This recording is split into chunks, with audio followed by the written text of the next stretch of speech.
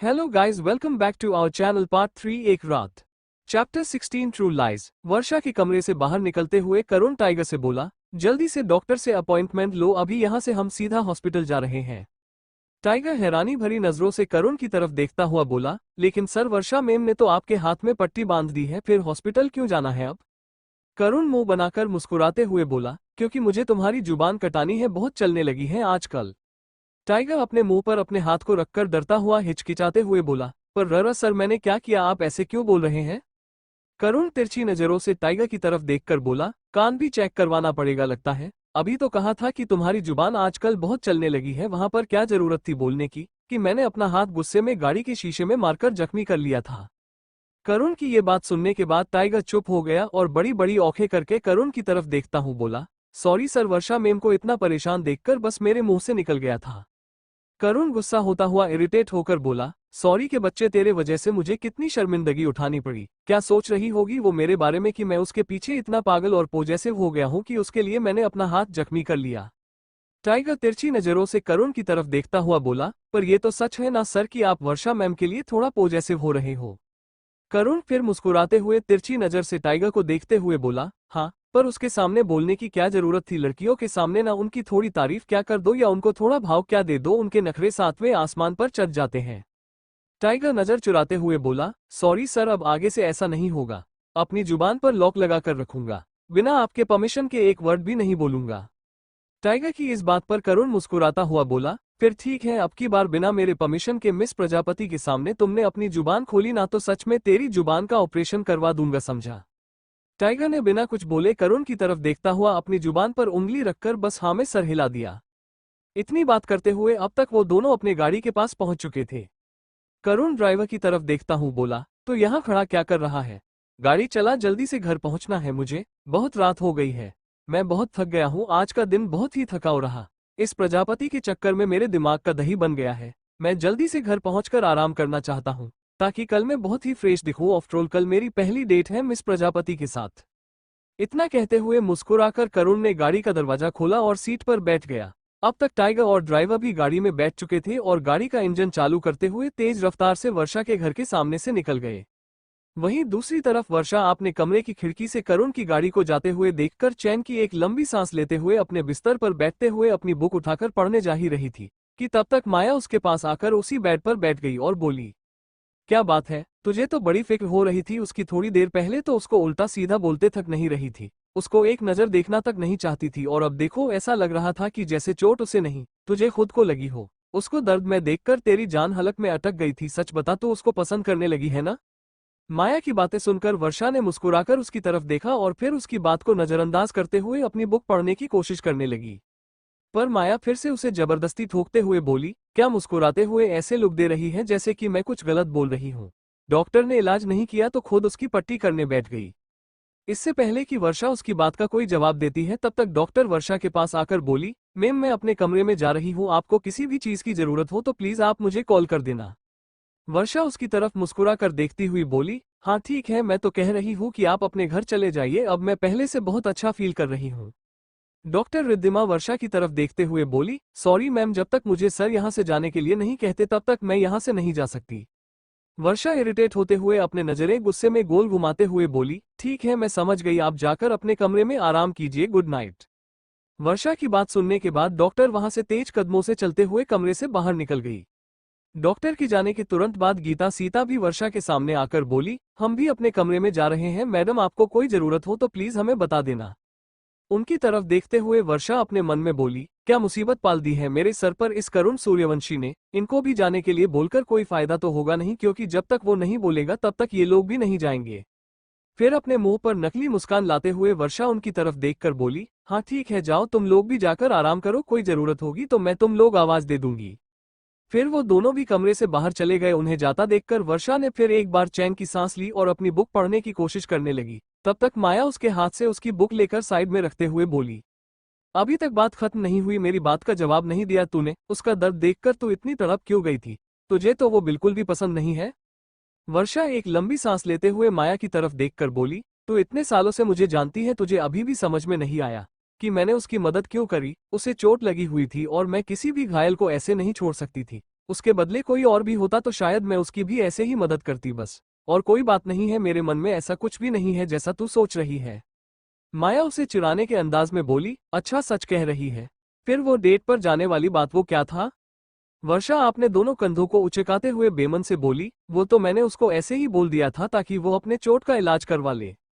माया अपनी आंखें बड़ी करते हुए हैरानी भरी नजरों से उसकी तरफ देखते हुए बोली, क्या तूने वो बात उसको वैसे ही बोली थी? तू जानती भी है तूने कितनी बड़ी बात बोल दी है, वो करुण सूर्यवंशी है, तुझे क्या लगता है तुझे अब वो ऐसे ही छोड़ देगा? वर्षा उसकी तरफ बेफिक्र होकर देखते हुए बोली, चिल्ड कर यार, इंसान है वो, कोई दरिंदा नहीं है जो मुझे खा जाएगा, और ना ही कहीं का लॉर्ड गवर्नर है जो उसका हर हुक्म मेरे ऊपर चलेगा। अभी मुझे पढ़ने दे, फिर मुझे आराम भी करना है, मैं बहुत थक गई हूँ। आज का दिन बहुत ही पकाव था और उसकी शक्ल देखने के बाद तो दिन और भी ज्यादा खराब हो गया। इतना कहने के बाद वर्षा ने अपनी बुक वापस उठाई और पढ़ने लगी। माया अपने माथे पर हाथ रखकर ऊपर की तरफ देखकर बोली, ओ गॉड, कल इसको मिस्टर सूर्यवंशी से बचा लेना। चैप्टर 17। क्या हो रहा है करुण के साथ? रात के 2 बजे बज रहे थे और वर्षा की आंखों में नींद की एक झलक तक नहीं थी। वो अपने बिस्तर पर करवटें बदल रही थी, क्योंकि माया के बोलने के बाद कि उसने शायद कल डेट पर जाने के लिए बोलकर गलती कर दी है, वर्षा को भी नींद नहीं आ रही थी। वो लगातार बस यही सोच रही थी कि सच में कल अगर वो डेट पर नहीं गई तो मिस्टर सूर्यवंशी क्या करेगा। ये सोचकर वर्षा को बिल्कुल नींद नहीं आ रही थी। वहीं दूसरी तरफ माया खराटे लेते हुए चैन की नींद सो रही थी। वर्षा उसकी तरफ देखते हुए बड़बड़ाती हुई बोली, मेरी नींद उड़ाने के बाद खुद कितने चैन से सो रही है, पर इसमें माया की क्या गलती है? डेट पर जाने की बात तो मैंने खुद मानी थी, अब गलती मेरी है तो झेलना भी मुझे ही पड़ेगा। कुछ ना कुछ प्लान तो करना पड़ेगा ताकि उस सूर्यवंशी के साथ डेट पर ना जाना पड़े। फिर वर्षा बिस्तर से उठी और अपने कमरे की खिड़की पर खड़ी होकर बाहर चांद की तरफ देखते हुए बोली, भगवान जी प्लीज एक बार बचा लो, मैं तो बस इतना चाहती थी कि वह अपनी चोट का इलाज करवा ले, इसलिए मैंने उसके साथ बाहर जाने का वादा कर दिया, पर उस इंसान को मैं देखना तक नहीं चाहती। उसके साथ डेट पर जाना तो बहुत दूर की बात है, पता नहीं कल क्या होगा। फिर अपने कंधे उचकाते हुए वर्षा खुद से बोली, जाने दे वर्षा, कल की कल देखेंगे, फिलहाल तो चलकर सोते हैं। इतना कहने के बाद वो अपने बिस्तर पर आंख बंद करके लेट गई और सोने की कोशिश करने लगी। वहीं दूसरी तरफ करुण सूर्यवंशी की गाड़ी एक फेमस क्लब के बाहर खड़ी थी। थोड़ी देर ही में करुण और टाइगर दोनों क्लब से बाहर आते हैं। करुण नशे में धुत लड़खड़ाते हुए चल रहा था। टाइगर उसे सहारा देने की कोशिश करते हुए बोला, सर एक तो आपके हाथ में चोट लगी है, ऊपर से घर पर जाने के बजाय आपने यहाँ क्लब में आने के लिए बोल दिया, और अब इतनी शराब पी ली है कि आप सही से चल भी नहीं पा रहे हो। करुण उसको अपने हाथ से रुकने का इशारा करते हुए नशे में धुत लड़खड़ाते जुबान से बोला, ओह टाइगर, मेरे भाई, मैं जानता हूँ तुम्हें मेरा बहुत ख्याल रहता है, पर मैंने इतनी भी नहीं पी है कि मैं चल नहीं सकता। आज मैं बहुत खुश हूँ, पार्टी तो बनती थी। मिस प्रजापति ने कल मेरे साथ डेट पर जाने के लिए हाँ कर दी है, इसलिए मैं आज बहुत खुश हूँ, इसलिए आज मैंने बहुत पी है। टाइगर करुण को सहारा देते हुए गाड़ी में बिठाते हुए बोला, हाँ सर मुझे पता है कि आज आप बहुत खुश हैं, लेकिन अब हमें घर जाना चाहिए, रात बहुत हो चुकी है, रात के 2:30 बजे बज रहे हैं, आपको अब आराम करना चाहिए। दूसरी तरफ से गाड़ी में बैठते हुए टाइगर ड्राइवर की तरह देखकर बोला, ड्राइवर अब गाड़ी सीधा घर की तरफ ले लो। करुण नशे में धुत टाइगर की तरफ आधी खुली आंखों से देखते हुए बोला, तुमने आज की बुकिंग कर दी है ना? हैरानी भरी नजरों से टाइगर करुण की तरफ देखता हुआ बोला, किस चीज की बुकिंग सर? करुण डेविल वाली मुस्कान चेहरे पर लाते हुए बोला, तुम रोज किस चीज की बुकिंग करते हो मेरे लिए? दारू मैंने पी है और नशे में तुम हो क्या? टाइगर थोड़ा असहज हो गया और धीमी आवाज में करुण से बोला, लेकिन सर आप तो वर्षा मैम के साथ कल डेट पर जा रहे हैं, फिर कोई और लड़की क्यों चाहिए आपको? करुण मुस्कुराता हुआ नशे में बोला, हाँ तो डेट पर कल सुबह जा रहा हूँ, रात में नहीं, अभी के अभी मेरे लिए एक लड़की बुक करो। टाइगर धीमी आवाज में डरते हुए बोला, लेकिन सर आपने अभी कल वाली लड़की को भी बिना कुछ किए ही वापस भेज दिया था, क्योंकि आपको सिर्फ वर्षा मैम के साथ ही अच्छा लगता है, आप उन्हें चाहने लगे हो, आज फिर नई लड़की। करुण फिर गुस्से में टाइगर की तरफ घूरते हुए देखकर बोला, तुमने मिस प्रजापति से राखी वखी तो नहीं बंधवा ली है क्या, जो इतना भाइयों की तरह भाईगिरी कर रहे हो उनके लिए? तुमसे जितना बोला है उतना करो, तुम्हें पता है ना मेरे अंदर का जानवर हर रात जगता है, उसके लिए मुझे हर रात नई लड़की चाहिए होती है। टाइगर उदास मन से करुण की तरफ देखता हुआ बोला, जी सर मैं अभी आपकी बुकिंग करता हूँ, हम यहाँ से जाते समय रास्ते में लड़की को लेते हुए घर जाएंगे। टाइगर की बात सुनने के बाद करुण मुस्कुराता हुआ खिड़की के बाहर की तरफ आसमान के चांद को घूरने लगा। अचानक ही चांद में करुण को वर्षा का चेहरा नजर आया। करुण ने अपनी आंखें भींची और फिर दोबारा चांद की तरफ देखा, फिर उसे चांद में मुस्कुराती हुई वर्षा नजर आ रही थी। करुण नशे में खुद से बोला, हद है, चलते हुए चांद में भी मुझे मिस प्रजापति नजर आ रही है, ये लड़की मुझे पागल करके छोड़ेगी। वहीं दूसरी तरफ टाइगर अपने जेब से फोन निकालकर एक नंबर डायल करते हुए बोला, आज के लिए लड़की बुक कर दो। उधर से आवाज आई, जी सर। इधर से टाइगर बोला, अभी हम तुम्हारे घर के पास से निकल रहे हैं, लड़की को लेते हुए जाएंगे। इतना कहने के बाद टाइगर ने फोन कट कर दिया। टाइगर ने आज तक करुण के लिए बहुत सी लड़कियों को बुक किया था, बहुत सी क्या बल्कि हर रात टाइगर करुण लिए एक नई लड़की को लेकर आता था, लेकिन आज पहली बार पता नहीं क्यों टाइगर खुश नहीं था अपने इस काम से। टाइगर करुण की तरफ सहानुभूति भरी नजरों से देखते हुए अपने मन में बोला, पता नहीं ऐसा कौन सा दर्द है जिसे सर हर रात झेलते हैं। मैंने कितनी बार कोशिश की पर वो मुझे बताते ही नहीं है। काश कि वो अपना दर्द मुझे बता देते तो उनका मन कुछ हल्का हो जाता। थोड़ी देर में ही करुण की गाड़ी एक घर के आगे रुकी। वहां पर एक आदमी एक हॉट सी ब्लू ड्रेस में एक लड़की को लिए खड़ा था। गाड़ी रुकते ही वो गाड़ी की तरफ आगे आया और टाइगर से बोला, ये रही आज की लड़की। टाइगर गाड़ी से उतरा और लड़की की तरफ देखता हुआ बोला, तुम जाकर पीछे सर के साथ बैठ जाओ। लड़की पीछे जाकर करुण के साथ बैठ गई और करुण को ऐसे घूरने लगी जैसे कि अभी अपने आंखों से ही उसे निगल जाएगी।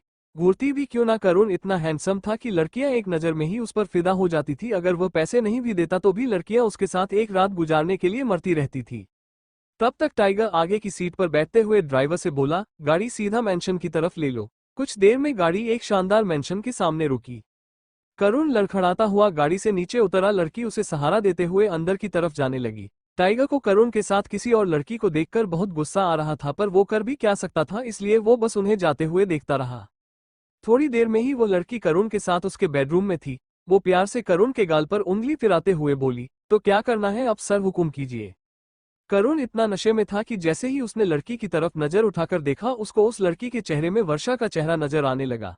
उसने फिर अपने हाथों से अपने आंखों को मला और फिर नजर उठाकर उस लड़की की तरफ देखा। फिर से उसको उस लड़की के चेहरे में मुस्कुराती हुई वर्षा नजर आ रही थी। करुण खुश होता हुआ उस लड़की पर ऐसे टूट पड़ा जैसे कि वो वर्षा को ही प्यार करने जा रहा था।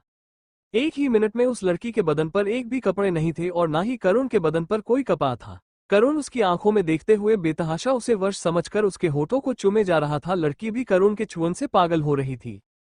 कुछ ही देर में करुण के अंदर का जानवर वापस से जाग उठा। ऐसा लगा जैसे कि वो करुण है ही नहीं जो अभी थोड़ी देर पहले था। एकदम ही उसके अंदर खूंखार वाली बात आ गई थी। उसकी आंखों में गोसे की आग भड़कने लगी जैसे कि उसे कुछ याद आ गया हो।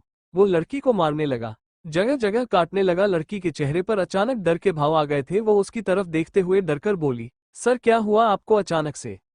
लड़की के सवाल पर करुण को गुस्सा आ गया। उसने एक खींच के थप्पड़ लड़की के गाल पर मारते हुए बोला, तुम्हें इस काम के लिए पैसे दे रहा हूं मैं, मेरा जो मन आएगा वो मैं कर लूंगा, चुपचाप अपना मुंह बंद करके पड़ी रहो।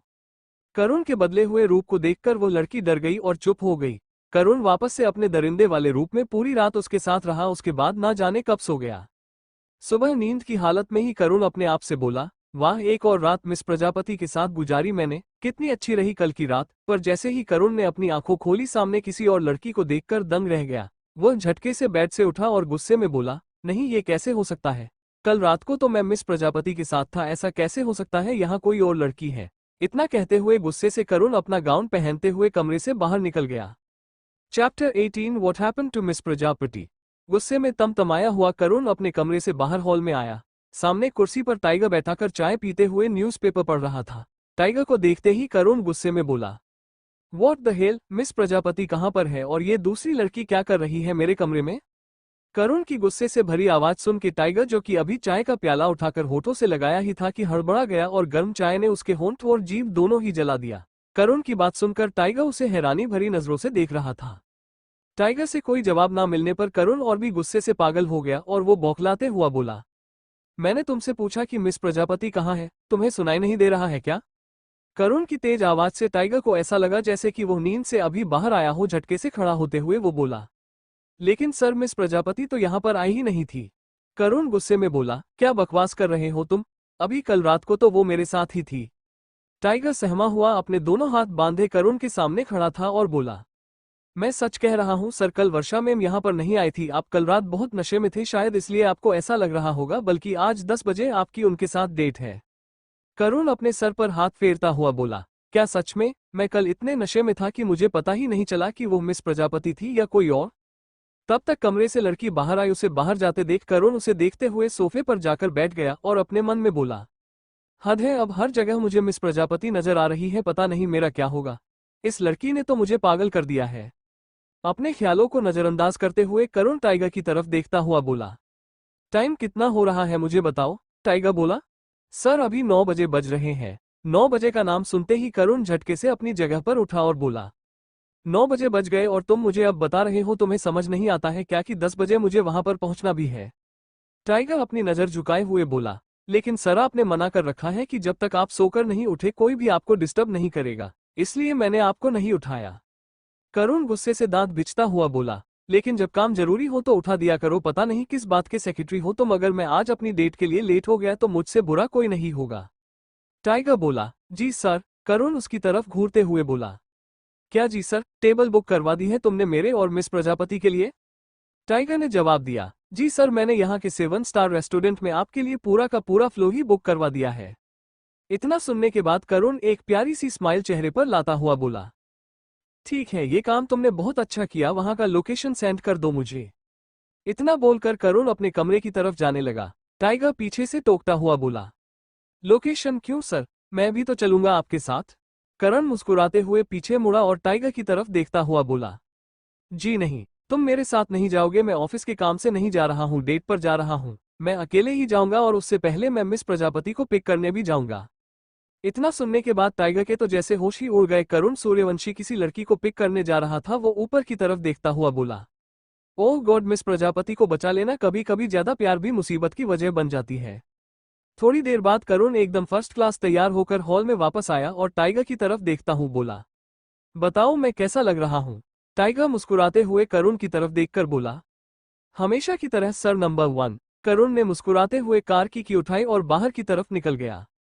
उसके पीछे पीछे दूसरी कार की चाबी लेकर टाइगर भी बाहर की तरफ बढ़ गया। करुण उसकी तरफ देखकर बोला, मैंने मना किया ना कि तुम मेरे साथ नहीं आओगे। टाइगर सर झुकाकर उससे बोला, सर मैं आपके साथ डेट पर नहीं जा सकता, लेकिन मैं आपको अकेला भी नहीं छोड़ सकता। आपको पता है ना आपके कितने दुश्मन हैं जो हमेशा इसी ताक में रहते हैं कि कब आपके ऊपर हमला करने का मौका मिल जाए, इसलिए मैं आपके पीछे पीछे दूसरी गाड़ी में रहूंगा। करुण अपनी आंखें को गोल नचाते हुए टाइगर से बोला, ये लड़का भी ना हमेशा अपने मन की करता है, कभी मेरी बात नहीं सुनता है। करुण ने कार का दरवाजा खोला और उसमें बैठकर गाड़ी स्टार्ट करते हुए तेज रफ्तार से वर्षा के घर की तरफ बढ़ने लगा। थोड़ी देर में करुगी गाड़ी वर्षा के घर के सामने रुकी। करुण के गाड़ी के पीछे टाइगर की गाड़ी भी थी। करुण ने अपने कार का दरवाजा खोला और बाएं उतर के अपने कोट को और सनगॉगल्स को ठीक किया और अपने महंगे वॉच में टाइम देखा और फिर तेज कदमों से चलता हुआ वर्षा के रूम की तरफ बढ़ने लगा। कुछ ही देर में करुण वर्षा के रूम के बाहर खड़ा था। करुण आज बहुत खुश और अपनी डेट के लिए एक्साइटेड था। आज उसने सीधा दरवाजा नहीं खोला बल्कि बहुत ही रिस्पेक्टफुली दरवाजे पर नॉक किया। अंदर से वर्षा की आवाज आई, हाँ दरवाजा खुला है, अंदर आ जाओ। करुण ने धीरे से दरवाजा खोला। सामने वर्षा अपने बेड पर 2-4 कमलों से लदी हुई माथे पर पट्टी रखे लेटी थी। उसको चारों तरफ से घेरे हुए माया, डॉक्टर रिद्धिमा और दोनों मेड भी खड़ी थी। वर्षा को ऐसे लेटे हुए देखकर करुण के चेहरे से खुशी कहीं गायब हो गई। उसके माथे पर परेशानी के भाव आ गए और वो दौड़ता हुआ वर्षा के पास पहुंचा और अपने मन में बोला, चैप्टर 19 वर्षा शॉक्ड। मुंह में थर्मामीटर, माथे पर सफेद सूती पट्टी लगाए हुए वर्षा बेड पर लेटी हुई थी। माया, डॉक्टर रिद्धिमा और दोनों मैड उसे घेर कर खड़े थे। यह नजारा देखने के साथ ही करुण के चेहरे से खुशी गायब हो गई और उसके चेहरे पर परेशानी के भाव नजर आने लगे। वो तेज कदमों से चलते हुए वर्ष के पास पहुंचा और फिक्र भरी आवाज में बोला, क्या हुआ आपको मिस प्रजापति? वर्षा ने एक नजर करुण की तरफ उठाकर देखा और फिर वापस से अपनी नजरें नीचे झुका ली। बिना कोई जवाब दिए वर्षा ने खुद को करुण के सामने ऐसे जताया कि जैसे कि उसकी तबीयत इतनी ज्यादा खराब है कि वह अपने मुंह से एक शब्द भी नहीं बोल पा रही है। करुण डॉक्टर रिद्धिमा की तरफ देखते हुए थोड़ा तेज आवाज में बोला, क्या हुआ मिस प्रजापति को? डॉक्टर रिद्धिमा की एक पल के लिए जैसे सांस थम गई थी। उन्होंने एक लंबी सांस लेते हुए करुण को जवाब दिया, सर मैम की तबीयत खराब हो गई है, उनको बहुत तेज बुखार है। बुखार का नाम सुनते ही करुण हैरानी भरी नजरों से डॉक्टर की तरफ देखता हुआ बोला, बुखार है, लेकिन अभी कल रात को तो मैं उनको सही सलामत छोड़कर गया था, रात भर में इतनी तेज बुखार कैसे हो गया? करुण की सो कॉल्ड तेज आवाज में ये बात सुनने के बाद डॉक्टर रिद्धिमा जैसे अंदर से थरथर कंपने लगी और डरी सहमी आवाज में बोली, सर बुखार किसी से पूछकर थोड़ी ना होता है, मौसम चेंज हो रहा है, हो सकता है इसलिए बुखार हो गया मैम को। करुणा एक लंबी सांस लेते हुए फिर वर्षा की तरफ देखता हुआ बोला, जब आपने मुझसे डेट के लिए वादा किया तभी आपको अपनी तबीयत खराब करनी थी। मैं कितना खुश था, इतना तैयार होकर आया था आपके साथ डेट पर जाने के लिए, और अभी इस हालत में मैं आपको डेट पर भी लेकर नहीं जा सकता। करण गुस्से में अपने हाथ की मुट्ठी बांधे हुए बोला, शीट यार, अब मैं क्या करूं? वर्षा ने एक नजर उठाकर करुण की तरफ देखा और फिर अपनी नजर झुकाकर अपने मन में खुश होती हुई बोली, मैं तो यही चाहती थी कि मुझे आपके साथ डेट पर ना जाना पड़े, इसलिए तो मैंने इतना बड़ा नाटक किया तबीयत खराब होने का। बस अब जल्दी से यह बहाना सच मान लो और यहाँ से फूट जाओ मिस्टर सूर्यवंशी, आपकी दाल यहाँ नहीं गलने वाली है। वहीं दूसरी तरफ डॉक्टर रिद्धिमा और माया की लगी पड़ी थी ये सोचकर कि जैसे ही करुण पता चलेगा कि हम सब मिलकर उसे धोखा दे रहे हैं तो पता नहीं हम लोगों क्या करेगा। डॉक्टर रिद्धिमा अपने मन में करुण तरफ देखते हुए सोच रही थी, जैसे ही सर को पता चलेगा कि मैंने मैम का साथ दिया है उनका झूठ बोलने में, वो तो मेरा लाइसेंस कैंसिल करवा देंगे, या उनका बस चलेगा तो मुझे जेल में ही बंद करवा देंगे, या फिर सामने खड़ा करके गोली चलवा देंगे, या गले में रस्सी बांध के मुझे फांसी पर लटका देंगे। पता नहीं क्या करेंगे वो मेरा। फिर इन सब नेगेटिव सोच को साइड करते हुए डॉक्टर रिद्धिमा खुद से बोली, नहीं रिद्धिमा, पॉजिटिव सोच, ऐसा कुछ नहीं होगा, सब ठीक हो जाएगा, सर को कुछ पता नहीं चलेगा, वर्षा मैम सब कुछ संभाल लेंगी। फिर खुद को नॉर्मल करते हुए चुपचाप डॉक्टर करुण और वर्षा को देखने लगी। वहीं दूसरी तरफ काफी देर होने के बाद भी जब करुण वर्षा को लेकर वापस नहीं आया तो नीचे कार में बैठे टाइगर को फिक्र होने लगी और वह अपने मन में बोला, इतना टाइम क्यों लग रहा है सर को, कहीं कुछ गड़बड़ तो नहीं होगी, मुझे जाकर देखना चाहिए। ये सोचते हुए टाइगर अपनी गाड़ी से उतरा और तेज कदमों से चलते हुए वर्षा के कमरे की तरफ बढ़ने लगा। थोड़ी देर में वो वर्षा के कमरे के अंदर पहुंच गया। जैसे ही उसने वर्षा को इस हाल में देखा वो शॉक हो गया और वर्षा की तरफ देखते हुए बोला, क्या हुआ मैम आपको, आप ठीक तो है? वहीं दूसरी तरफ करुण गुस्से से लाल मुंह बनाए खड़ा था। जैसे ही टाइगर ने करुण की तरफ देखा वो समझ गया कि इस टाइम करुण का पारा 7वें आसमान पर चढ़ा हुआ होता। टाइगर करुण को समझाने के लहजे में बोला, वर्षा मैम की तबीयत सच में काफी खराब लग रही है, मुझे लगता है कि हमें वापस जाना चाहिए। करुण ने एक लंबी सांस लेते हुए वर्षा के बीमार चेहरे की तरफ देखा। करुण को खुद की तरफ देखते हुए देख वर्षा ने खुद को ऐसे बीमार दिखाया जैसे कि इस दुनिया में उसे ज्यादा बीमार और लाचार कोई इंसान नहीं होगा। फिर करुण टाइगर की तरफ देखते हुए बोला, हाँ ठीक है, तुम सही कह रहे हो, हमें अभी यहाँ से वापस जाना चाहिए। करुण थोड़ा आगे जाकर वर्षा से बोला, जल्दी से ठीक हो जाओ मिस प्रजापति, मेरी तुम पर एक डेट उधार है। करुण के खुद के इतना करीब आते देखकर वर्षा की सांसें तेज चलने लगी थी, उसका दिल जोरों से धड़कने लगा था, पर वो खुद को संभालते हुए नजरें झुकाए हुए चुपचाप बिस्तर पर लेटे रही और तबीयत खराब होने का नाटक जारी रखा। फिर करुण डॉक्टर रिद्धिमा के पास आया और उसकी आंखों में झांकते हुए घूर कर बोला, जल्दी से जल्दी मिस प्रजापति को ठीक कर दो और उनका पूरा ध्यान रखना, मुझे इनके इलाज में कोई कमी नहीं चाहिए, वरना तुम्हें पता है कि मैं तुम्हारा क्या हाल करूंगा। डॉक्टर रिद्धिमा सहमी नजरों से करुण उनकी तरफ देखते हुए बोली, जी सर, मैं मैम का पूरा ध्यान रखूंगी। डर के मारे डॉक्टरी रिद्धिमा पूरा पसीने से लथपथ हो रखी थी, उनके दिल की धड़कन है रेल से भी ज्यादा तेज रफ्तार से दौड़ रही थी। बस वो अपने मन में बार बार यही प्रेयर कर रही थी कि करुण जल्दी से जल्दी वहां से चला जाए।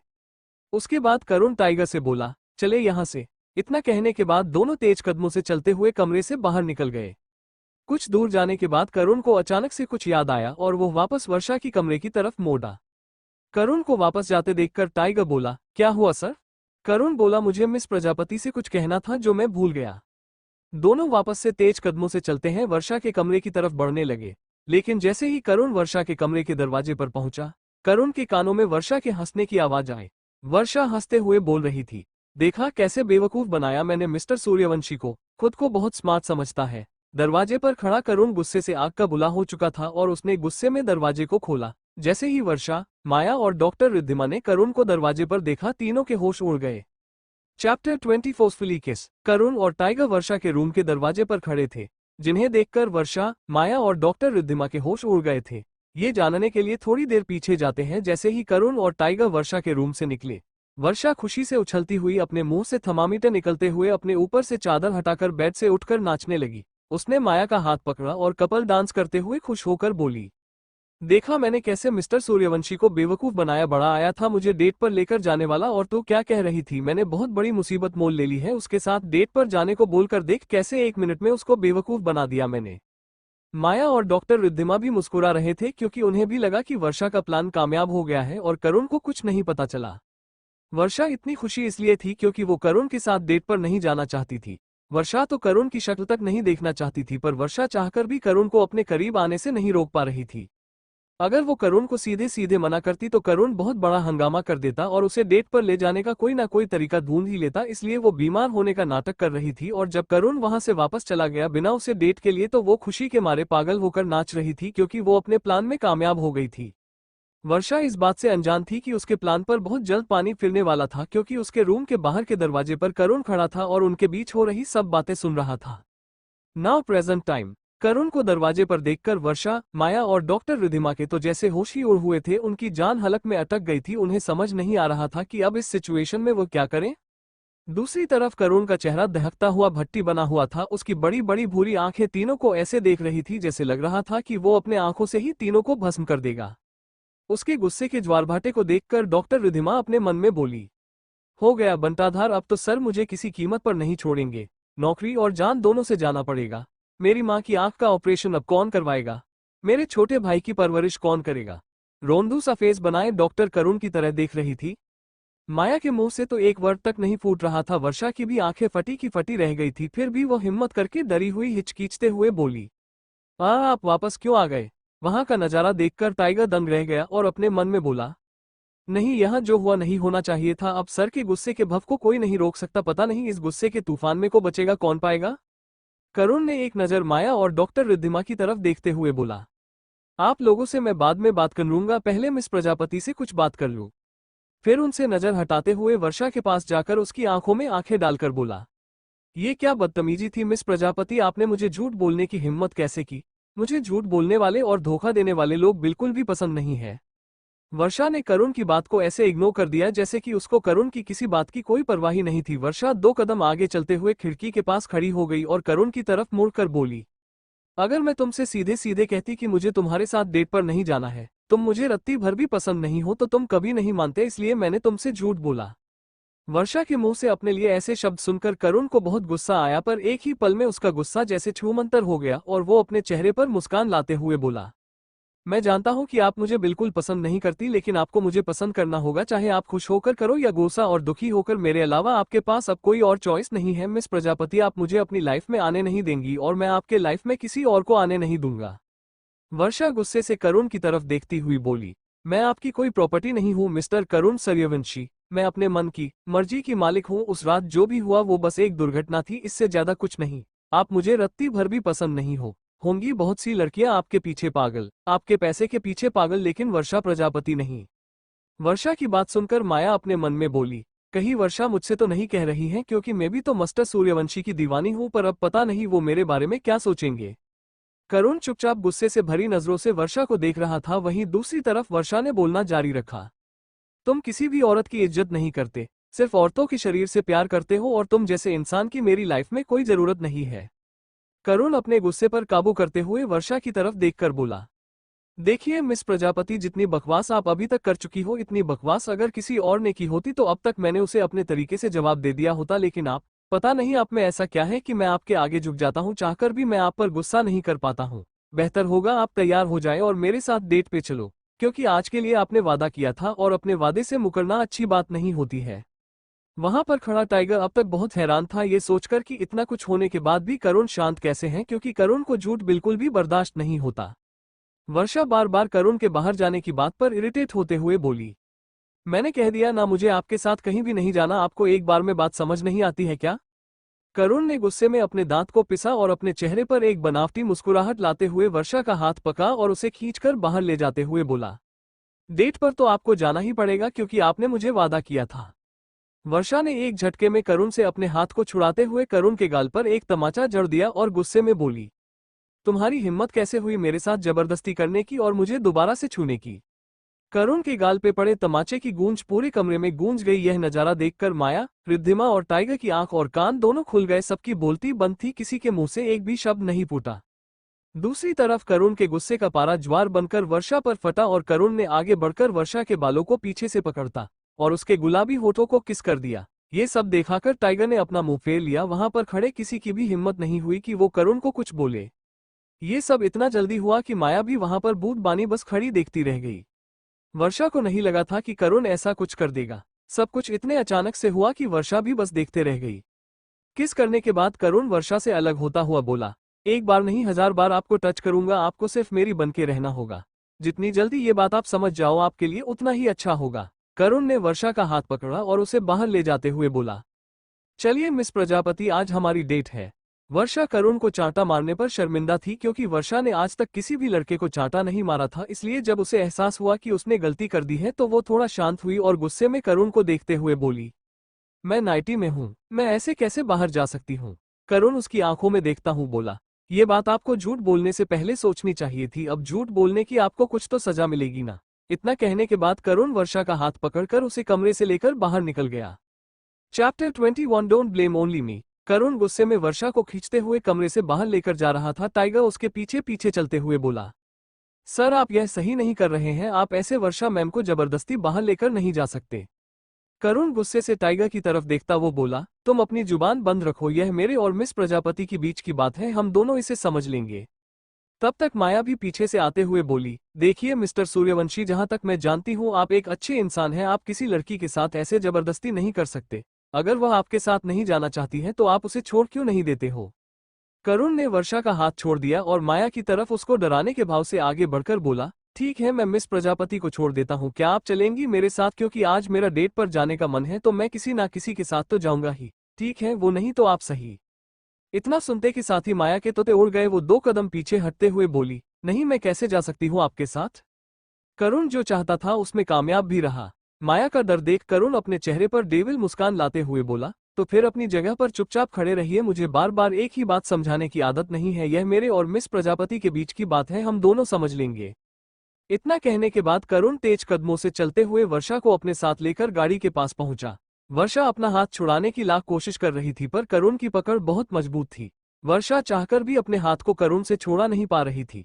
करुण ने गाड़ी का दरवाजा खोला और वर्षा को आगे की सीट पर बिठाकर खुद भी गाड़ी में बैठ गया और तेज कार चलाते हुए वहां से निकल गया।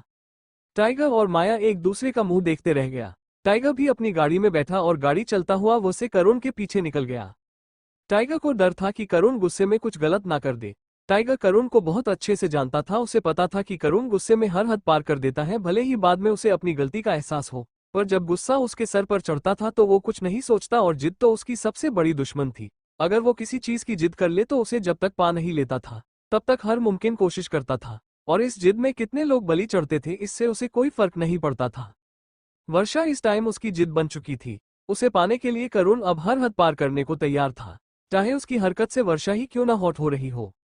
करुण तेज रफ्तार से गाड़ी को भगा रहा था। उसकी बगल की सीट पर बैठी वर्षा का मुंह फूलकर गोलगप्पा हो रहा था क्योंकि वो बहुत गुस्से में थी। करुण जबरदस्ती उसे अपने साथ डेट पर लेकर जा रहा था, यहाँ तक उसने रात के कपड़े तक नहीं बदले थे अभी तक। उधर टाइगर ने अपनी गाड़ी करुण के पीछे ही लगा रखी थी। करुण वर्षा को चुराने के अंदाज में उसकी तरफ देखकर बोला, ये अच्छी खासी शक्ल का गुब्बारा क्यों बना रखा है।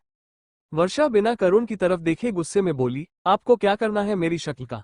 मेरा चेहरा है, चाहे जैसे रखूं, चाहे अपने मुंह पर मैं कोयला ही क्यों न पोत लूं, तुमको क्या करना है। चल रही हूं ना आपके साथ, इतना ही काफी है। और हाँ की गलत फहमी में मत रहना कि मुझे आपके साथ जाने में कोई खुशी हो रही है, मजबूरी में जा रही हूं क्योंकि मैंने प्रोमिस किया था तुमसे, वरना मेरी जूती भी न जाए। तुम्हारे साथ मेरा जाना तो बहुत दूर की बात है। करुण तो पहले से जानता था कि वर्षा को मनाना इतना आसान नहीं होने वाला था, पर इसका मतलब ये तो नहीं था कि वो कोशिश न करे। करुण खुद पर इतराते हुए अपने मन में बोला, मैं करुण सूर्यवंशी हूं जिसने कभी हार नहीं मानी। अपने दम पर मैंने इतना कुछ हासिल किया है कि लोग आज मेरे नाम से ही मुझे देखने को तरसते हैं, और मिस प्रजापति आपको तो आज नहीं कल मैं हासिल करके ही रहूंगा। अचानक ही करुण की कार एक फेमस बुटीक के आगे रुकी। करुण कार से उतरकर वर्षा की तरफ का दरवाजा खोलते हुए बोला, उतरिए मिस प्रजापति। वर्षा बिना कुछ बोले कार से नीचे उतर गई। टाइगर भी तब तक करुण के पास आकर बोला, सर आप यहाँ पर क्यों रुके, रेस्टोरेंट तो अभी आगे है। करुण टाइगर की बात को बीच में काटते हुए बोला, मैं जानता हूँ, मुझे यहाँ कुछ काम है, तुम यही रुको, मैं अभी वापस आता हूँ। करुण वर्षा की तरफ देखते हुए बोला, चलिए आप मेरे साथ। वर्षा चौड़ी होती हुई बोली, लेकिन आपका असिस्टेंट तो बोल रहा था कि ये वो जगह नहीं है जहाँ हमें जाना था, कहाँ लेकर जा रहे हो तुम मुझे। करुण शांत भाव से बोला, परेशान मत होइए मिस प्रजापति, आपका फायदा उठाने के लिए नहीं लेकर जा रहा हूँ, भरोसा रखिए मुझ पर। वर्षा गुस्से से करुण की तरफ देखकर बोली, भरोसा आप पर, तुम्हारे और एक रेपिस्ट में ज्यादा अंतर नहीं है, बस वो जबरदस्ती करता और तुम कॉन्ट्रैक्ट करके। करुण गुस्से में अपने दांत पिसते हुए धीरे से वर्षा के पास आकर बोला, उस दिन के लिए बार बार मुझे अकेले बेलेम करना छोड़ दो, आप मेरे पास आई थी कहते हुए कि रेप मी, मैं तो बस आपको रोता देखकर आपके हाल पूछने आया था आपके पास। वर्षा गुस्से से करुण की तरफ देखा, फिर नजर नीचे झुककर खुद के मन में बोली, उसी बात का तो अफसोस है कि मैंने उस रात वो बात तुमसे क्यों कही। वर्षा बेमन से बोली, चलो कहाँ चलना है, मेरे पास पूरा दिन नहीं है तुम्हारी इन हरकतों को झेलने के लिए। Chapter 22 shopping. करुण और वर्षा बुटीक के दरवाजे पर पहुंचे। करुण ने अपने हैंडसम चेहरे से ब्लैक चश्मा हटाते हुए जैसे ही बुटीक के दरवाजे के अंदर एंट्री किया, बुटीक के मैनेजर दौड़ता हुआ उसके पास आया और उसकी तरफ झुकता हुए बोला, सर हमें बहुत खुशी है कि आप हमारे बुटीक में आए हैं। करुण रोब दिखाता हुआ उसकी तरफ मुस्कुराता हुआ बोला, हाँ ठीक है, मेरे साथ कोई और भी आया है जिनके लिए आपको ड्रेसेस दिखानी है। मैनेजर चापलूसी करता हुआ हंसकर बोला, जी बिल्कुल सर, बताइए हमें किसके लिए ड्रेसेस दिखानी है, हम इस बुटीक की बेस्ट से बेस्ट ड्रेस उनके लिए निकालेंगे। तब तक वर्षा करुण के पीछे से निकलकर सामने आकर खड़ी हुई उसे नाइटी में देखकर वहां पर खड़े सभी लोग शॉक्ड हो गए और आपस में फुसफुसते हुए एक दूसरे से बोलने लगे। मिस्टर करुण सूर्यवंशी के साथ ये कौन है, कपड़े तो देखो कैसे हैं, ये तो नाइटी में ही उठकर चली आए। मिस्टर सूर्यवंशी जैसी पर्सनैलिटी के साथ ये बिल्कुल सूट नहीं करती। उनमें से एक सल्स गर्ल मुंह बनाते हुए दूसरी सल्स गर्ल से बोली। उनकी आपस की बातें जब वर्षा के कान में पड़ी तो वो शर्मिंदगी से जमीन में गड़ी जा रही थी, उसे अपने ऊपर बहुत शर्म आ रही थी। वो धीरे से खुद से बुदबुदाते हुए बोली, मेरी बेइज्जती करवाने में इनको पता नहीं क्या मजा आता है, कैसी कैसी बातें कर रहे हैं ये लोग मेरे बारे में। पर इनकी भी क्या गलती है, 7 स्टार बुटीक के अंदर कोई ऐसे नाइटी पहनकर आ जाएगा तो ये लोग तो ऐसी बातें करेंगे ही ना। करुण ने जब वर्षा के मुंह से यह बात सुने तो करुण को बहुत गुस्सा आया, क्योंकि आज करुण की वजह से वर्षा को शर्मिंदगी उठानी पड़ रही थी। करुण गुस्से से मुट्ठी बिचनते हुए बोला, क्या आपके यहाँ पर कस्टमर के साथ ऐसे डील किया जाता है, क्या कोई कुछ भी किसी के बारे में बोल देता है? आपके सेल्स गर्ल्स को जरा सी भी तमीज नहीं है, यह मेरे साथ आए हैं, इनकी बेइज्जती और इज्जत दोनों मुझसे जुड़ी हुई है। तभी मैनेजर शर्मिंदा होते हुए बोला, माफ कीजिए सर, ऐसा दोबारा नहीं होगा, मैं समझा देता हूँ इन लोगों को। करुण गुस्से में भड़कता हुआ बोला, जिस दुकान में कस्टमर की इज्जत ना हो मुझे वहां से कुछ नहीं लेना है। करुण वर्षा की तरफ देखते हुए बोला, चलो अभी के अभी यहाँ से, हमें यहाँ से कोई शॉपिंग नहीं करनी है, यहाँ के सेल्स गर्ल को बात करने की तमीज नहीं है। करुण का इतना बोलना था कि मैनेजर गिड़गिड़ाता हुआ उसकी तरफ झुककर बोला, सर प्लीज हमें माफ कर दीजिए, अब ऐसा दोबारा नहीं होगा, अगर आप यहाँ से बिना कुछ लिए चले गए तो हमारा ये बुटीक बंद हो जाएगा। वो दोनों सेल्स गर्ल्स भी अपने नजरों में बहुत शर्मिंदा हो चुकी थी। नजर झुकाकर वो करुण की तरफ ऐसे देख रही थी कि बस वो उन्हें किसी तरह से माफ कर दे, नहीं तो आज तो उनकी नौकरी को जाने से कोई नहीं बचा सकता था। मैनेजर ने उनकी तरफ घूर कर देखा, वो उसके नजरों का इशारा समझते हुए वर्षा के सामने जाकर हाथ बांधे सर झुकाकर बोली, सॉरी मैम, हमें माफ कर दीजिए, आगे से हम किसी के साथ नहीं करेंगे। वर्षा धीमी आवाज में बोली, मेरे साथ ही नहीं बल्कि आपको किसी भी कस्टमर के साथ ऐसे बात नहीं करना चाहिए। यहाँ पर आने वाले कस्टमर हो सकता है उनके सिचुएशन कुछ और हो, तो उनके पहनावे को देखकर आप अंदाजा नहीं लगा सकते कि उनकी पर्सनैलिटी क्या होगी। दोनों सेल्स गर्ल माफी मांगते हुए शर्मिंदा होकर बोली, जी मैम, हम आपकी बात समझ गए, आगे से हम ये गलती दोबारा कभी नहीं करेंगे, कस्टमर को भगवान की तरह समझेंगे और उनका रिस्पेक्ट भी करेंगे। वर्षा मुस्कुराते हुए बोली, ठीक है, कोई बात नहीं, आप लोगों को मैंने माफ कर दिया। ये सुनते के साथ ही दोनों सेल्स गर्ल के चेहरे पर मुस्कान आ गई, क्योंकि अब उनकी नौकरी जाने से बच चुकी थी। वहीं दूसरी तरफ वर्षा करुण को घूरते हुए अपने मन में बोली, तुम लोगों को कैसे बताऊं कि मैं यहाँ पर किस सिचुएशन में आई हूँ, कोई है बदतमीज जिसने मुझे जबरदस्ती यहाँ नाइटी में खींचकर लाकर खड़ा कर दिया है। करुण मैनेजर की तरफ देखता हुआ बोला, ठीक है, अगर मिस प्रजापति को कोई दिक्कत नहीं है तो मैं भी इस बात को जाने देता हूँ, जाओ अब इस बुटीक की बेस्ट ड्रेसेस लेकर आओ। इतना सुनते ही वर्षा करुण की तरफ हैरानी भरी नजरों से देखते हुए बोली, मुझे तुमसे कुछ बात करनी है, साइड में आइए। वर्षा मैनेजर की तरफ देखते हो बोली, आप प्लीज थोड़ी देर के लिए रुक जाइए, हम थोड़ी देर में बताते हैं आपको। मैनेजर का चेहरा फिर उतर गया और वो लटके हुए मुंह से वर्षा की तरफ देख रहा था। वहीं दूसरी तरफ वर्षा करुण को एक साइड में ले जाकर बोली, क्या तमाशा चल रहा है ये, आपको क्या लगा कि आप मुझे यहाँ पर लेकर आएंगे और मैं अच्छे कपड़ों के लालच में आ जाऊंगी? मुझे कोई जरूरत नहीं है, मुझे कुछ नहीं चाहिए, अभी के अभी यहाँ से चलो, डेट पर और बात खत्म करो, मैं नाइटी में भी जाने को तैयार हूँ। करुण पर वर्षा की किसी बात का कोई असर नहीं हुआ। वो वर्षा को इग्नोर करते हुए मैनेजर की तरफ बढ़कर बोला, जाओ यहाँ के बेस्ट ड्रेसेस लेकर आओ। वर्षा भी गुस्से में चलती हुई करुण के पास पहुंची और मैनेजर की तरफ देखते हुए बोली, मैंने आपको मना किया ना, आप यहीं पर रुको। मैनेजर कभी वर्षा का तो कभी करुण का चेहरा उदासी भरी नजरों से देख रहा था, उसे समझ नहीं रहा था कि वो किसकी बात सुने। वर्षा करुण की तरफ गुस्सा होती बोली, मैंने आपसे कहा ना कि मुझे आप ही कोई चीज नहीं चाहिए, आपको एक बार में बात समझ नहीं आती है क्या? वर्षा का करुण के ऊपर ऐसे दोस्त जमाते हुए देखकर वहां पर खड़ी सभी लड़कियां आंखें फाड़कर बस देखती रह गई कि एक लड़की मिस्टर सूर्यवंशी को ही इतना बोल रही है और उनके मुंह से एक शब्द तक नहीं फूट रहा था, वो चुपचाप उसकी डांट सुन रहा था। करुण झलते हुए बोला, ड्रेस तो आपको लेनी पड़ेगी। वर्षा गुस्से में अपने मन में बोली, अगर इस बंदे से पीछा छुड़ाना है तो मुझे इसकी बात माननी ही पड़ेगी, वरना ये पूरा दिन ही खत्म कर देगा। वर्षा गुस्से में बोली, ठीक है, लाइए दिखाइए ड्रेसेस, उसके बाद फिर हम सीधा यहाँ से डेट पर जाएंगे। करुण मुस्कुराते हुए मैनेजर की तरफ देखकर बोला, आपने सुना नहीं कि मैम ने क्या कहा? मैनेजर का चेहरा खिल गया और वो बोला, जल्दी से मैम को बेस्ट से बेस्ट ड्रेसेस दिखाओ। करुण ने वर्षा के लिए एक red one piece dress select की। वर्षा ने ड्रेस चेंज किया और फिर दोनों डेट के लिए वहां से निकल। Chapter 23 accident. वर्षा और करुण जैसी ही बुटीक से बाहर आए, टाइगर गाड़ी से बाहर आकर बोला, सर अभी उस ऑफिस से फोन आया था जिसमें अभी आपने 51% का शेयर खरीदा था। करुण ने घूरकर टाइगर की तरफ देखकर बोला, हाँ तो मैं क्या करूं, जो भी है तुम देख लो। तुमको पता है ना कि मैं मिस प्रजापति के साथ डेट पर जा रहा हूं, फिर भी तुम मुझे बार बार डिस्टर्ब करने आ जा रहे हो। वहीं दूसरी तरफ पास में खड़ी वर्षा करुण की तरफ घूरती हुई मन में, ये बंदा किसी के साथ ठीक से बात तक नहीं करता है। पता नहीं इतने घमंडी इंसान के साथ उस दिन मैंने कैसे इसके साथ रात गुजारने के बारे में सोच लिया, जो मुझे नहीं करना चाहिए था। असिस्टेंट से ऐसे बात कर रहा है जैसे कि घर के नौकर से बात कर रहा है। कहने को तो इतने फेमस है कि इनसे अच्छा कोई नहीं है, पर अपने खुद के असिस्टेंट के लिए इनके दिल में जरा सी भी इज्जत नहीं है। क्या फायदा इतनी दौलत की जब इंसानियत ही ना हो। वर्षा इस बात से अनजान थी कि करुण टाइगर से बहुत ज्यादा प्यार करता था। उसके ऐसे बर्ताव में भी उसका टाइगर के लिए प्यार था।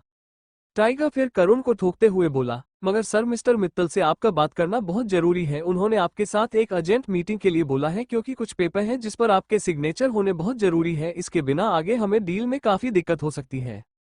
करुण मुंह बनाते हुए टाइगर को बोला, ठीक है इतना ही जरूरी है तो डेट के बाद हम इस बारे में बात करते हैं, लेकिन अभी मुझे मिस प्रजापति के साथ डेट पर जाना है। इतना कहने के साथ ही करुण गाड़ी में बैठ गया। वर्षा पहले से ही कार की अगली सीट पर बैठी हुई थी। करुण ने गाड़ी स्टार्ट की और रेस्टोरेंट के लिए निकल गया। वर्षा बिल्कुल भी करुण के साथ जाना नहीं चाहती थी, लेकिन अपने वादे की वजह से वो कहीं ना कहीं मजबूर हो गई थी और उसे ये भी पता था कि करुण बहुत ही जिद्दी इंसान है। उसके लाख मना करने के बाद भी वो नहीं मानेगा, इसलिए वो उसके साथ डेट पर जा रही थी, पर उसका बिल्कुल भी मन नहीं लग रहा था। इसलिए वो बेमन से गाड़ी के शीशे से बाहर की तरफ देख रही थी। करुण एकटक वर्षा की तरफ देखे जा रहा था। रेड कॉलर की वन पीस ड्रेस में वर्षा बहुत ही खूबसूरत दिख रही थी। एकदम से वर्षा को महसूस हुआ कि करुण उसकी तरफ देख रहा था। वर्षा करुण की तरफ देखती हुई बोली, आप प्लीज गाड़ी सामने देखकर चलाइए, नहीं तो कोई एक्सीडेंट हो जाएगा। करुण मुस्कुराता हुआ वर्षा को देखकर बोला, मिस प्रजापति आज आप इतनी सुंदर लग रही हैं कि मेरी नजर आपके चेहरे से हट ही नहीं रही है। मैं सड़क की तरफ क्या देखूं। अपनी तारीफ सुनना हर लड़की को पसंद होता है, इसलिए वर्षा के चेहरे पर भी हल्की सी मुस्कान आ गई। फिर वो करुण को इग्नोर करते हुए बाहर की तरफ देखने लगी। करुण का ध्यान सड़क पर से हट गया था, क्योंकि उसका पूरा का पूरा ध्यान वर्षा की तरफ था। तभी गाड़ी के सामने एक गरीब सब्जी वाला आ गया और गाड़ी से टकराने की वजह से उसका एक्सीडेंट हो गया। उसकी सारी सब्जी सड़क पर बिखर गई। करुण ने इमरजेंसी ब्रेक मारा। कार रुकते ही वर्षा सामने हुए एक्सीडेंट को देखकर घबरा गई थी। वो फटाफट अपने सीट बेल्ट को हटाते हुए दरवाजा खोलकर बाहर निकली। उधर से करुण भी बाहर आया और गाड़ी के सामने आकर उस गिरे हुए आदमी को देखा कर उसे उठाने के लिए झुका। उसे उठाते हुए करुण बोला, आप ठीक तो हैं, आपको कहीं चोट तो नहीं लगी। करुण को ऐसा करते देख वर्षा बहुत हैरान थी। उसे उम्मीद नहीं थी कि करुण किसी आम आदमी की फिक्र भी करेगा। वर्षा हैरानी भरी नजरों से करुण को देख रही थी। इतनी देर में करुण ने उस आदमी को उठाकर सड़क की साइड में बिठा दिया। वर्षा फिर अपने ख्यालों से बाहर आई और उस आदमी के पास जाकर बोली, बाबा आपको कहीं चोट तो नहीं लगी है, आप ठीक है ना। वर्षा करुण की तरफ गुस्सा भरी नजरों से देखते हुए बोली, मैंने आपको कहा था ना कि सड़क पर देखकर गाड़ी चलाएं। आप अमीरों के लिए किसी गरीब की जान की कोई कीमत नहीं है। देखा तुम्हारी वजह से बाबा को कितनी चोट आ गई है, उनका कितना नुकसान हो गया है। तुम्हारी नजर में भले ही इन गिरी हुई सब्जियों की कोई कीमत ना हो, लेकिन इनके लिए इनकी यह रोजी रोटी है। करुण भी इस बात के लिए शर्मिंदा है था कि अगर वो सामने देखकर गाड़ी चलाता तो शायद आज एक्सीडेंट नहीं होता। इसलिए उसने वर्षा की बात का कोई जवाब नहीं दिया और चुपचाप वर्षा की झाड़ सुनता रहा। तभी उन लोगों की बात बीच में काटते हुए वो बुढ़ा आदमी लंबी सांस लेकर बोला, नहीं बेटा मैं ठीक हूँ, साहब की कोई गलती नहीं है, मैं ही नहीं देख पाया और मुझे चक्कर आ गया था और मैं गिर गया। करुण उस बूढ़े आदमी को देखकर बोला, आपका जितना नुकसान हुआ है मैं उसका दुगना दे दूंगा। इतना सुनते के साथ ही वर्षा के जैसे तन बदन में आग लग गई और वो गुस्से से करुण को देखकर बोली, तुम अमीरों को ना अपने पैसे पे इतना घमंड होता है कि पैसे से सब कुछ ठीक हो जाएगा। तुम इनके गिरी हुई सब्जियों का दाम चुका सकते हो, पर इनको जो चोट आई है उसका क्या करोगे। करुण को वर्षा की बात पर गुस्सा आ गया और वह आंखें दिखाते हुए वर्षा से बोला, माना कि मुझसे गलती हो गई है, मैं अपनी गलती मान ले रहा हूँ, लेकिन अब जो हो गया उसे बदल तो नहीं सकता। जो मैं कर सकता हूँ वो मुझे चुपचाप करने दो, मेरा दिमाग खराब मत करो। करुण को गुस्से में देखकर वर्षा शांत हो गई और चुपचाप एक साइड में खड़ी हो गई। करुण ने आदमी को उठाया और एक कॉल करते हुए बोला, टाइगर तुम कहाँ पर हो। उधर से आवाज आई कि सर मैं वहीं पर हूँ जहाँ पर मुझे आपने रोका था। करुण इधर से बोला, टाइगर तुम जल्दी से यहाँ पर आ जाओ, एक छोटा सा एक्सीडेंट हुआ है और जिनको चोट लगी है उन्हें लेकर हॉस्पिटल जाना है। उधर से टाइगर बोला, ठीक है सर मैं पहुंच रहा हूं, पर एक्सीडेंट कैसे हुआ, आप और वर्षा मैम तो ठीक है ना।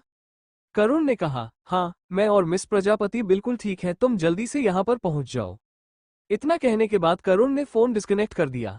कुछ ही देर में टाइगर अपनी गाड़ी लेकर वहां पर पहुंच गया। करुण टाइगर की तरफ देखते हुए बोला, तुम इनको लेकर हॉस्पिटल जाओ, मैं मिस प्रजापति के साथ डेट पर जा रहा हूं।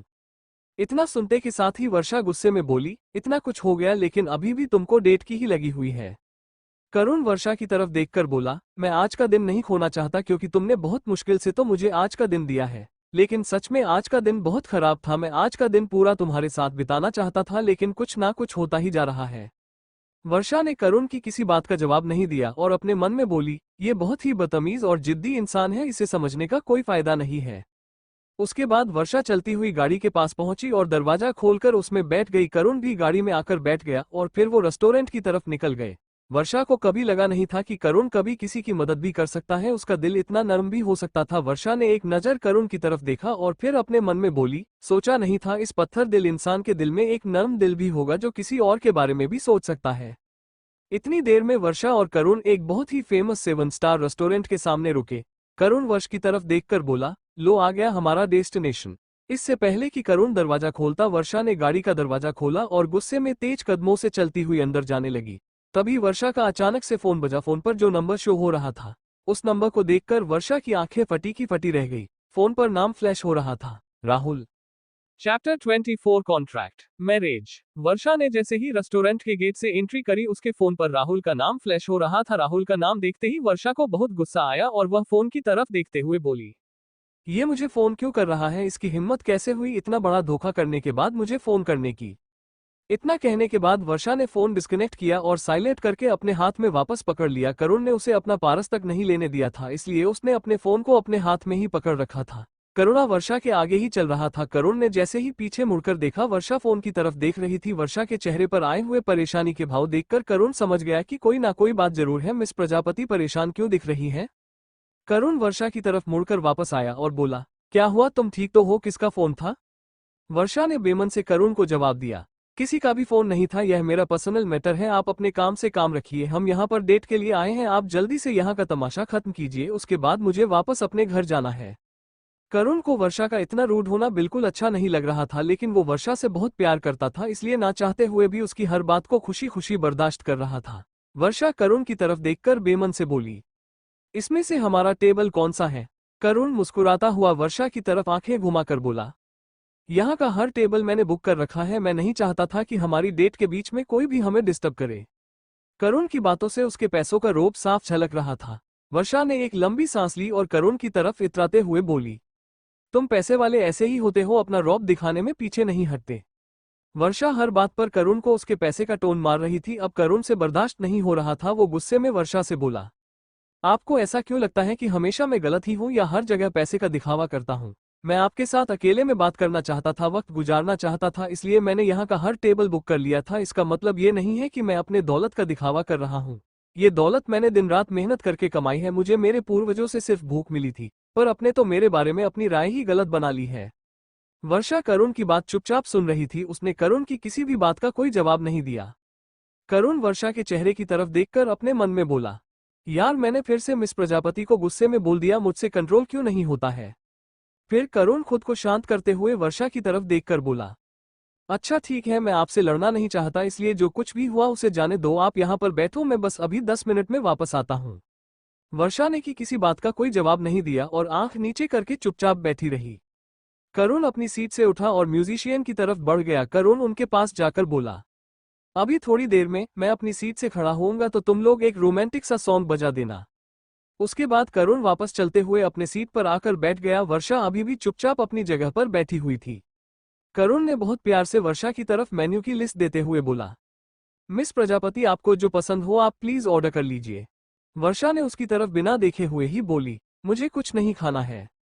करुण बोला, प्लीज मैंने कहा ना, आपसे अपना गुस्सा छोड़ दीजिए और जो भी आपको पसंद है ऑर्डर कर लीजिए।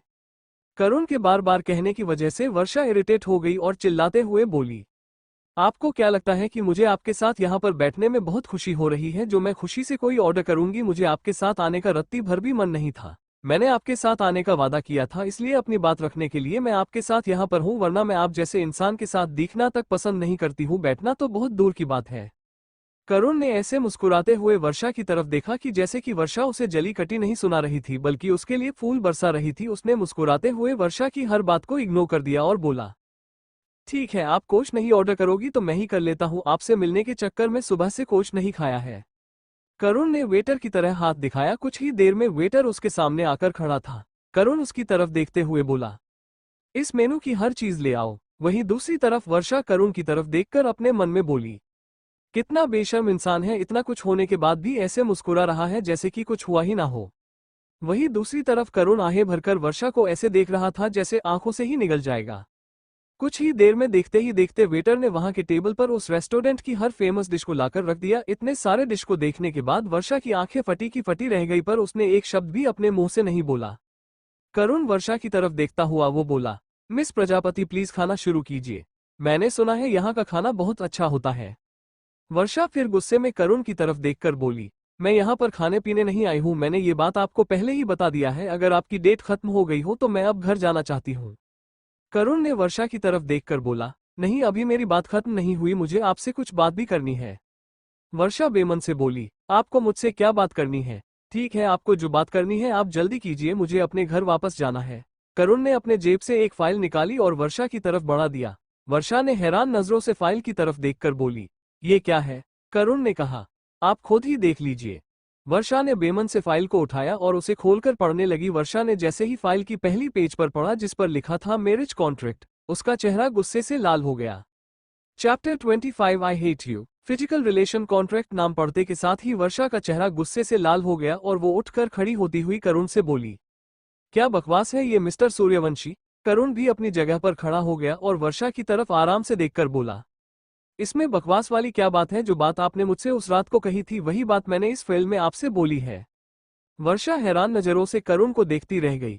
उसने सोचा भी नहीं था करुण उसके सामने ऐसे कॉन्ट्रैक्ट लाकर रख देगा। इससे पहले कि दोनों के बीच कुछ और बात होती, वर्षा का फोन फिर बजने लगा। वर्षा ने उल्टा रखे फोन को सीधा करके देखा तो उस पर जिसका नाम था उसको देखकर वर्षा का गुस्से का ज्वालामुखी फूट पड़ा।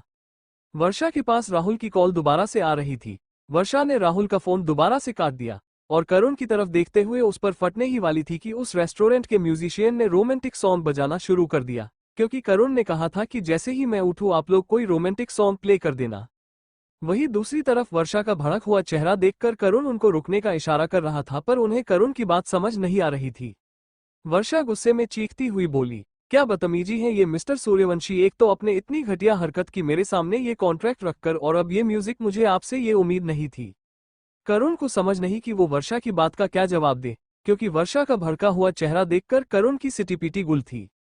वहीं दूसरी तरफ वर्षा बिना ब्रेक के बस बोले ही जा रही थी, आपको क्या लगता है मिस्टर सूर्यवंशी मैं किस तरह की लड़की हूं जो अपने मेरे सामने ये घटिया हरकत करने की कोशिश की है? उस दिन जो भी कुछ हुआ वो मेरी गलती थी, पर लगता है आपने मुझे ज्यादा ही गलत समझ लिया। मैं वैसी लड़की नहीं हूं जो नाम और शोहरत देखकर किसी के भी बिस्तर की रौनक बन जाओ।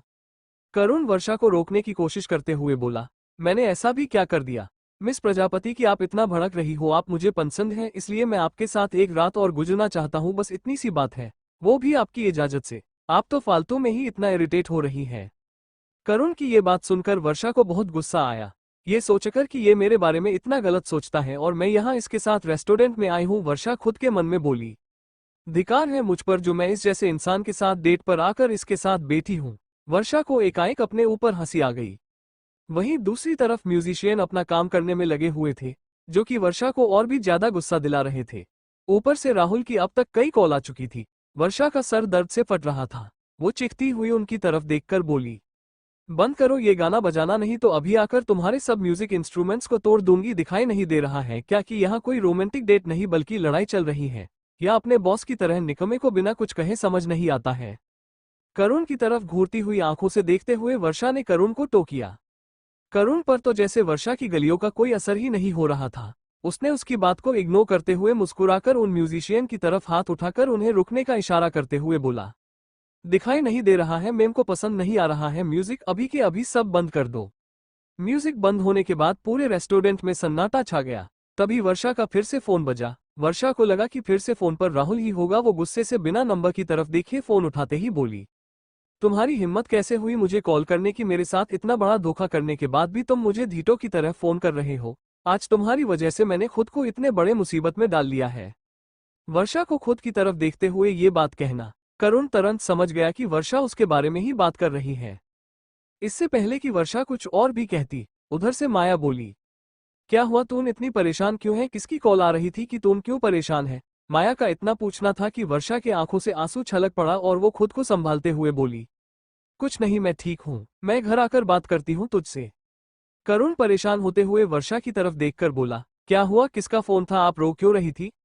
वर्षा करुण की बात को इग्नोर करते हुए बोली, किसी की भी कॉल हो तुमको क्या? ये मेरी अपनी प्रॉब्लम है, मैं खुद देख लूंगी, और अब मैं यहाँ से जा रही हूँ। जैसे ही वर्षा मुंडी करुण ने लपककर उसका हाथ पकड़ते हुए बोला, आप ऐसे नहीं जा सकती, अभी मेरी बात खत्म नहीं हुई है। अपना हाथ करुण के हाथ में देख वर्षा गुस्से में खुद का हाथ छुड़ाते हुए बोली, मुझे दोबारा छूने की हिम्मत मत करना। और हाँ, एक बात और बता दूं, आज के बाद ना ही मेरे घर के आसपास दिखना और ना ही मुझसे बात करने की कोशिश करना, वरना मुझे से बुरा कोई नहीं होगा। और अब की बार मैं आपसे बात नहीं करूंगी, सीधा पुलिस के पास जाऊंगी। उसके बाद वर्षा वहां से गुस्से में बाहर निकल गई। Thanks for watching video, subscribe for more interesting story audio.